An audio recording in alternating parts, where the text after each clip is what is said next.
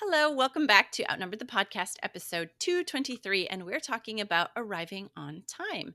We're going to share with you why you should try to arrive on time, 5 tips to help you make a timely arrival, and then what to do if and when you arrive late. So, are you ready? Let's make a timely start.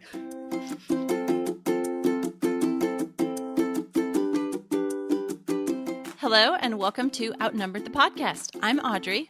And I'm Bonnie. We are experienced moms to a combined total of 19 children. In our weekly episodes, we explore relatable topics using our perspectives of humor and chaos.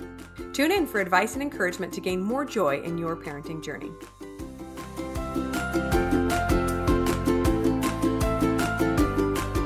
All right, guys, we are back with an episode about how to arrive on time as a large family. We are not very excited to record this episode because neither of us know very much about this. So maybe this is just like an information gathering session and you can like brainstorm along with us. Actually, I didn't want to tell you, Audrey, but we've actually gotten a lot better at this, and we are regularly on time to church, which I think is like the number one hardest thing to do because, first of all, everybody has to get ready and decent looking. It's not like you can just run out of the house in your pajamas, and we're all going one place together. So I feel like when we kind of hit that milestone of getting to church on time, that I was like, yeah, I'm kind of amazing. To be fair, it was mostly my husband's doing, but when we first got married and before we had kids, so a couple that had kids told us, now every time you have a kid, you need to add 10 minutes to your leave time so that you can, leave 10 minutes earlier, 10 minutes earlier. Little did they know we were going to have 9 kids. So we were like 90 minutes 90 minutes later. We're going to have to leave at 2 kids. So we're going to start getting ready at 12. But then we're not far off there. We're going to share some good tips today, but I have to share with you guys a really funny meme I saw a while ago. And it said, I used to always wonder why my mom was the last one in the car. We would all get in the car with my dad and my siblings, and we would sit and wait and wait and wait, all thinking, where in the heck is mom? What is she possibly doing in there? And now that I'm a mom, I know the answer is everything. She was doing everything. So to be fair, we do have an excuse for running late. Like we're running in the house going, I guarantee that kid forgot shoes. I guarantee no one grabbed diapers and wipes. I guarantee that no light in the house is turned off. So I'm going to go through the entire house, turn it all off, lock all the doors, turn off the curling iron, So excuses abound, but we're going to give you some tips for making sure that you can get someplace on time. Oh, that is so good. Everything. It is true. But you know what? This episode is as much for us as it is for you. We still struggle with arriving on time as a large family. But we've gathered 5 tips that we do use to attempt to arrive on time in places. And it really is complicated with, the more kids you have, the more complicated it is to get somewhere because there's so many variables. But that's what we're going to try. That's what we're going to strive for in this episode. Yeah, please don't feel any condemnation coming from us. In fact, another humorous segment is Audrey sent me the link for this episode, and the topic for the email was be on time. But guess who was late to record? Me. So totally something that we work on. Yeah. Yeah, but I sent you the link right at the time we were supposed to record. And I also had in my email, hang on a sec, I got to go to the bathroom. I'll be back. You guys would laugh at how many times we're like, okay, I'm almost ready to record. Let me just go to the bathroom and I'll be right back. Because does mom have a dedicated time to go to the bathroom? No, it's whenever we can squeeze in 5 minutes. Yeah. But we're all trying to do better, right? Yes. Okay. So why should you try to arrive early or on time? It's just kind of a respect for others. This is why we attempt to arrive on time. You may have some different reasons. It's a respect for other people who are maybe waiting for us to get there. It's representing large families well. That we don't always have our pants on fire when we walk in the door because we've been running so late. But it also, there's the logistics. It takes extra time to get everyone settled. When a large family walks in, maybe they got to go get some more chairs because they didn't have enough set up, right? Or something because they didn't expect 10 more people to come in 1 minute before the time to start. Kids behave better with the reduced stress of your arriving on time. And then also mom and dad, like our mindset and having a peaceful attitude and aura about a timely arrival, it affects the whole family. Like if dad had to drive 10 miles over the speed limit to get there, he's just really not going to be in a very good mood when you get there. And that affects everybody. Mm-hmm. Yeah, and another thing is that if you arrive late to a place with a large family, you are way more disruptive than if there's just one or two or even five of Yeah. you, right? If Yeah. There's no 12 sneaking in the door. no, 12 of us walk in late and every head swivels to the door. So it's really disruptive to wherever you're showing up to show up late. So we try really hard. If you want to fly under the radar, like, well, don't have 10 kids, but if you want to fly under the radar, like get there early, get settled, and, get your kids behaving before things start, right? Yes. Okay, so number one, put your calendar to work for you, whether it's a paper calendar or a digital calendar. It doesn't matter what your preferred calendaring method is. Make sure you're putting everything on your calendar. You guys, I cannot believe how many years I functioned as a mother without a calendar. I mean, I had one like on the wall, but like something that said every single appointment and every single to do. But my life got complicated quickly, and I finally had to put it down. So we have a couple of calendars we use. Number one is phone, simply because it has all the alerts on it, right? So when it's time to leave, I get an alert, all the things. But then we do use a wall calendar for both the week and a separate one for the month. And that is for the purpose of my children and husband seeing what's going on, right? They all know, oh, look, piano is this day. We have this recital here. We have this appointment here, on the big calendars. But it really doesn't matter what you do as long as you do it consistently. Yes. Yes.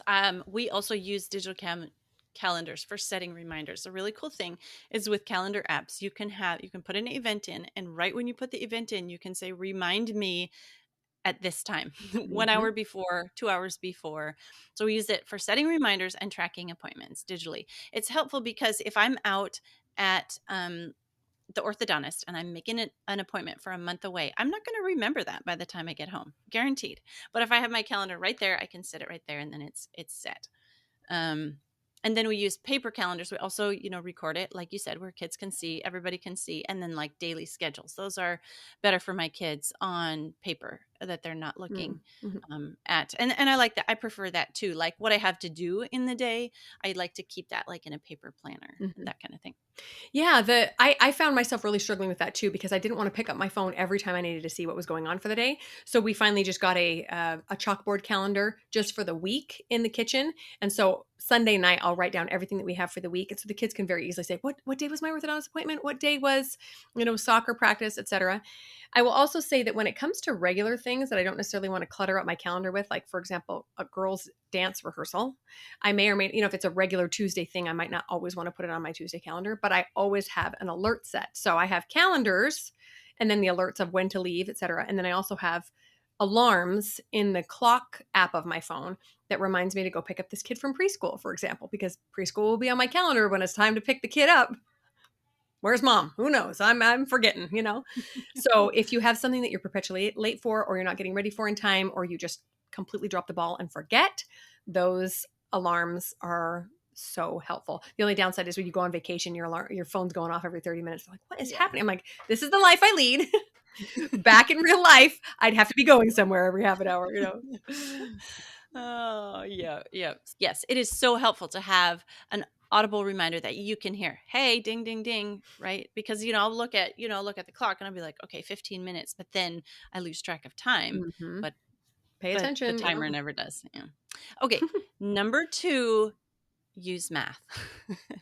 Wah, And wah. you need to, I know. You work backward. You start with the time you need to be there or want to be there. And then you work backward from that. Okay, we need to add, well, do you add 10 minutes per kid? That kind of thing. What do you do? How long does it take there? Put your route in on the map, that kind of thing. Yeah. Yeah. And always overestimate on the time it's going to need. So, for example, our church building is a quarter of a mile from our house. It's extremely close. We walk there sometimes.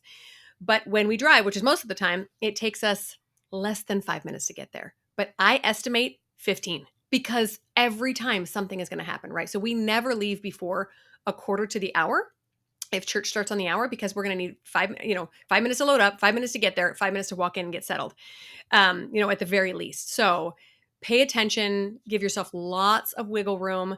I know it seems, if you're the kind of person that loves to pack stuff into your day, I know it seems kind of useless. Like, oh, I'm gonna estimate another 15 minutes. Like I like to work until the last possible second. I'm gonna just put in one more load of laundry.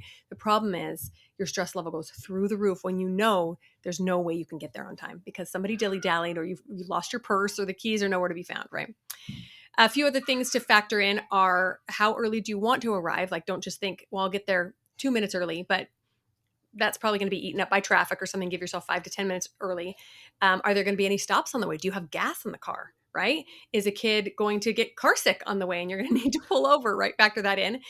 And also another thing I noticed that's really important for me to remember are the phases that my kids are in. So for example, every time I have a baby, I forget that when we're going to go somewhere, I have to stop, nurse the baby, change the baby, get the baby in a car seat. And that takes a lot of time. I can't just pack up and go in 5 minutes, right?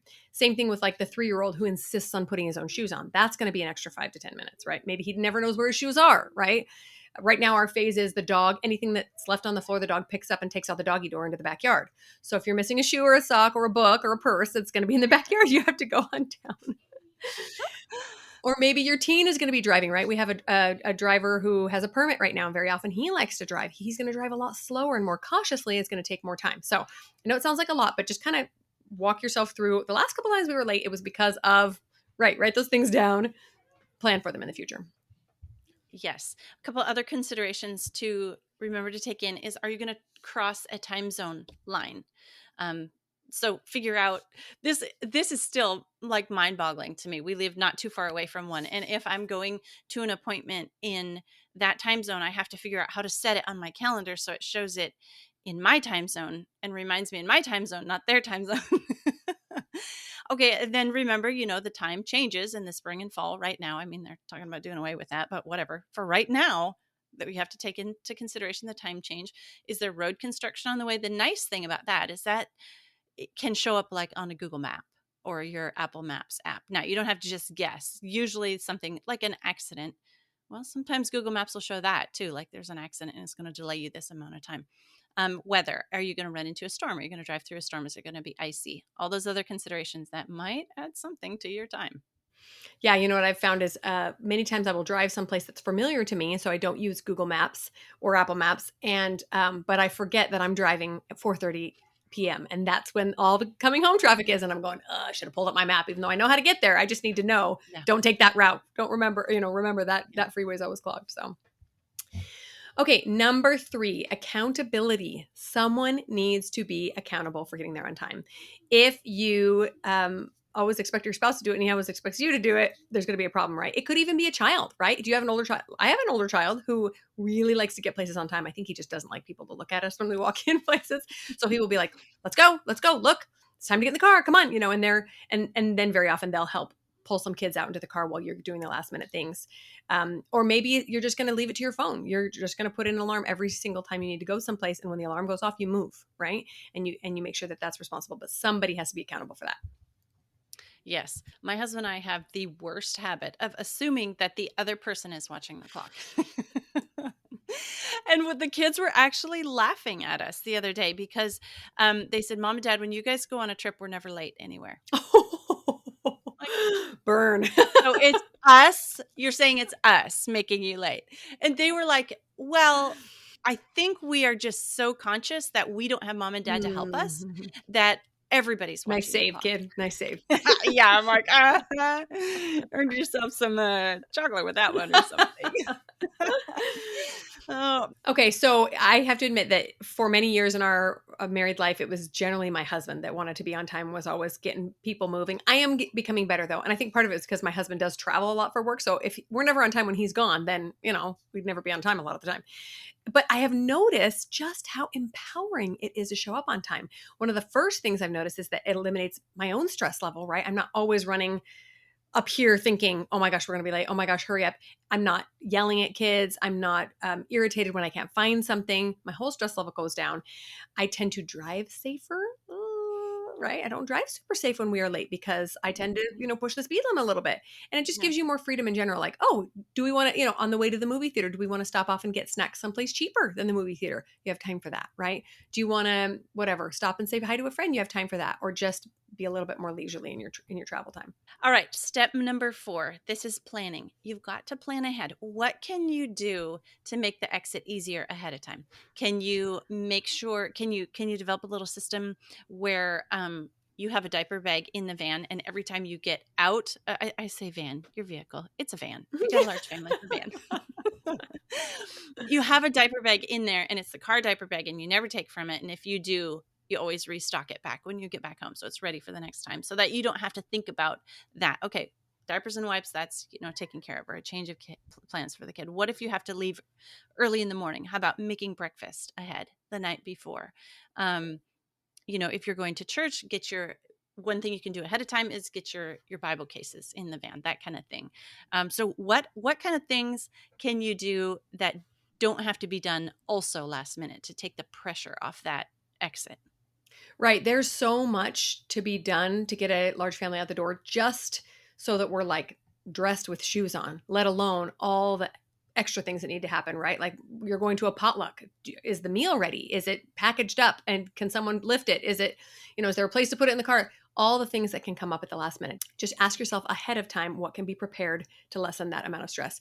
One thing I've started doing is in my calendar, I will write down what I need to bring, what people have asked of me. Even if it's just something like I'm going to return a book to a friend at church, I will write that in my calendar so that at the last minute I'm not thinking, oh shoot. And yeah, I'll write it in my calendar and I'll stick it in the van, right? So it's there ready to go. Um, a few things that we do to help make things easier is we always have our shoes by the door. I say always, but the dog and the toddler and, to the best of our ability, we have our shoes in bins by the door. So they're always in one place. We also have socks in a bin altogether because I can't trust my kids to keep their own socks sorted in their rooms. We have diaper bag stuff in the same place all the time. Unfortunately, we can't leave wet wipes in the car because they dry out in the desert. But I was going to say, do yours freeze, Audrey? Because that could be cold and a little Yeah, fishy. in the winter. Yeah, you don't know how many times I've wadded up a frozen wipe in my hand and held it to warm it Reading up on it. so some little bum. Poor Yeah. thing. Yeah, so that kind of thing, weather permitting, leave your wipes in the car. And then the other thing I was going to say is we very often have like a bag of activities or things. So if I know we're going to be driving for a little while, I'll have coloring books or something set aside in a bag. For church, I do let some of my little ones draw at church, so we'll have a bag set aside for that as well. And during the week is a great time to sharpen pencils or make sure that things are in there, taken care of. So you just have to grab it and go. Yeah. Develop systems. I have a friend, a fellow large family mom, and she is like amazing at this, like having a system ready to go so that their family isn't ever late anywhere. And like they have everything, like they never show up without something or forget something. It's really amazing. She's inspiring to me. You can put shoes out of the reach of toddlers. I always do that. Like I lay out my kids have clothes and they have town clothes. Because there are things that they wear here on the farm that they just are not going to be wearing to town. So I lay out their clothes for this, we plan ahead, we need to leave this early because the kids are going to have to change to be wearing suitable clothes to go to town. And then I put the little kids' socks and shoes up out of their reach so they can't see them and decide to put them on first thing when they wake up in the morning, and then it's time to go and they're gone. Lay out clothes the night before if you're going to have something going the next day, because we moms do have everything else to do. So what can you think ahead to, plan ahead to, and make it easier, take the load off that exit time? That's brilliant about the toddler shoes. Maybe I should take a clue. Start doing the same. I have a 3-year-old who I think I've bought him 5 pairs of shoes in the last 6 months. It's ridiculous. They just disappear. Who knows? Okay, tip number 5, allow for some wiggle room. I kind of addressed this earlier. Just know that Murphy's Law says something will come up, always. And if it doesn't, hooray, you guys get to sit and chat for a few minutes quietly before your event or whatever. You get to drive extra slow. I don't know, whatever, go the scenic route. But something will delay your exit or your arrival, right? So I personally love planning to get someplace 15 minutes early. Does it ever happen? No, it never happens, but it usually means that we get there on time. Like, for example, just this morning, I was only taking one child somewhere. We had a really important appointment an hour and a half away. And all of a sudden he couldn't find this thing that he needed for his paperwork. And all of a sudden we couldn't use his car. We had to take a different car. One thing after another. The next thing we know, we're there right on time because I had planned to leave like 45 minutes early because I just knew it was an important appointment. We couldn't miss it. So, you'll never curse yourself for being there early, but late can cause some real problems. Yeah. You know what you say about just the kind of the ease and the good feeling that comes when you're early, or at least when you're not late. It like sets the right stage for the whole event or appointment or whatever you're doing because you're just not harried. Mhm. So find the sweet spot between arriving too early and arriving too late. If you're there too early, the kids are going to get bored, restless, go through all the, things that you brought to have them keep them occupied if you arrive too early. And then there's the whole host of problems when you arrive too late because, well, we've been talking about those. So just like find the sweet spot in there. Yeah, and like we mentioned before, there are going to be lots of variables out of your control. And that's why we want there to be a lot of grace for ourselves, right? Because with so many variables, just each child is a variable that may or may not cooperate, right? There's a chance to be late, right? And so there are going to be days when we do everything in our power and it still doesn't happen, and other days when we're kind of going off half cocked and we still make it there on time. But we can give ourselves the best chance at a stress-free trip and arrival if we watch out for the traffic, the detours, potential car problems. Do you have a car that likes to give you issues, right? Be aware of that. Kid meltdowns. Mom meltdowns. I recently had a time when I was trying to get all my kids in the car and one of my kids was struggling, and so I went somewhere to go. I think I went to go check the car. She was looking for something and I came back and she was gone. And I assumed she was hiding from me. Couldn't find her. I start melting down, realized she'd actually gotten in the car behind me. But somebody's going to have a meltdown. Prepare for it and then give yourself the time necessary. Okay, now we have a little section for you guys, for ourselves. And it's about our mindset for okay, let's be real. When you're late, like what can you control? What can you control? Because you can't change the time that you arrived by stressing over it, by beating yourself up over it, by fretting over a late arrival. You can't control that you arrived late this time. I mean, you can put some intention in the future and not arrive late next time. But okay, so you arrived late. Now what? Okay, this is your mindset. How is it going to help if you are unable to settle in because you're upset about being so late? Like everybody else, it's just going to make everybody else not able to settle in for the event or the appointment or whatever you're doing. Because you were late. And so like if we can, okay, we did arrive late, but let's not compound that problem by having this horrible attitude and parenting style and whatever you want to call it, mood once we get there.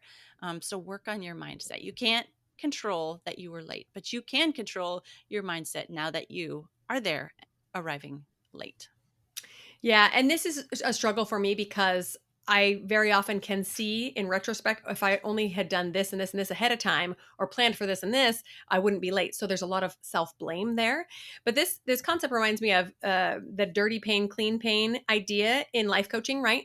The clean pain is whatever we're missing out on because we're late, right? We're missing, maybe we're going to miss the beginning of service, or we're going to miss part of the party, whatever. And we're frustrated and upset about that. The dirty pain is all the shame and the guilt and the anger because we're resisting the fact that we're late, right? Just accept what is. Okay, we're late again. Good to know. There's going to be umpteen times that we're late again in this lifetime. Okay, here's another one. Good to know. I'm prepared for it, right? I've come up with a mantra that I like to tell myself when we're running late for things, and it is, we can get there late while calm and in one piece, or we can get there late stressed out and also probably get in an accident, right? So that really helps me calm my mind and realize we're late no matter what. Take your heavy foot off the gas, calm down, make sure the kids know that you're not angry and it's all going to be okay. And it also shows them, is a great example to them, to how to behave when things don't go as planned, when they are late in life. Do they then speed and yell at everybody and honk and be irritating? No, they just accept what is and they try again next time, right? I think that's a really, really powerful example to our children. Yes, that is so, so good. Running red lights or pushing those yellows. It's like putting your family in danger. Right. Just because you're late, come on. Yeah. Yeah, I know. Compounding the the error or the bad, the Yeah. bad, the negativity with more negativity. It's the downward spiral. And I find myself saying, I just don't even want to go. If we're going to be late, I just don't even want to go. Like those thoughts are not helping the situation either. So, Right. yeah.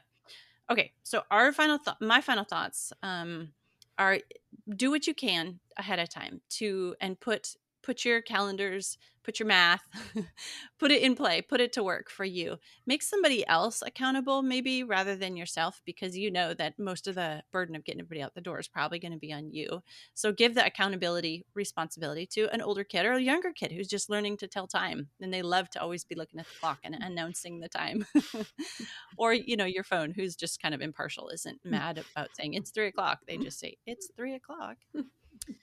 Yeah. So hopefully some of these tips help us, now that we've put some intentional thought into it here, that we're more respectful to others about arriving on time, and really honestly more respectful to ourselves and our image as a large family, but also our showing up not only at the time we want to show up, but as the person who we want to show up as. Yeah, one other thing that occurred to me as we're talking about mindset is we might want to ask ourselves why we're so upset about being late. Like, what's the big deal? Why is it a problem? Now, we mentioned at the beginning a few reasons why we want to be on time, right? Respect and other things. But I found for me, it's kind of some ugly thoughts sometimes that come up. I don't want to be late because I don't want people to think badly of me. I don't want people to judge me. I want to like, show this image of how I have it all together, even with a lot of kids. And that's not really a reason I want to keep. So it's interesting what comes up when I really notice, why am I so upset right now? What is the big deal, right? Am I really going to miss something, or am I just upset about how I'm going to be portrayed, right? So that can be a really fun exercise as well. Yeah, you'll find. So ask yourself about those times that you are successful at showing up on time, like the departure of a plane. Okay, once Mm. that thing is gone, you're like there's no arriving late to a plane because they don't hold it for you, and they're like the president or something. So ask yourself what you did at those times where it was crucial to not be late. What systems, what processes, what ideas, what thoughts did you use at those times that were crucial? Like the bus was leaving and you weren't on it if you weren't there at that time, because you will get there when it matters enough. So bring maybe some of those things, or the positive parts of what you did to get there at the crucial moment. Like it's a 2-act play and the door shuts at certain time and nobody gets in until act 2. Like you want to be there because your kid's starring in it or whatever. Mhm. There's things that are important enough that you get there on time, and use those to inform other things that maybe don't have a bus leaving or a door closing. Yeah, absolutely. Okay, everybody, that's it for today's episode. We hope something we said helped you. And if you have ideas, do us a favor and join us on Instagram or send us an email and tell us, how do you make sure that you arrive on time? Because obviously, Bonnie and I are still looking for answers. We'll talk to you next week. I'm Audrey. I'm Bonnie, and we're outnumbered. Thanks for listening, friends. Click the link in the show notes to subscribe to our email and never miss another episode. Show us some love by leaving a review on iTunes or sharing the podcast with a friend. Thanks for all your support. We'll talk to you next week. So helpful to just have the word left. A system? No, the sound, the Oh, yes. audible. Yeah. So helpful to have an audio Auditory? audible. It's Audible. audible, means you can hear it, right? But Yeah. now Amazon took over with their whole book thing, and I'm like, no, that's the name of their company. Yeah. Still audible reminder. Auditory Yeah, yeah, yeah. reminder. One of those. Yeah, not audible.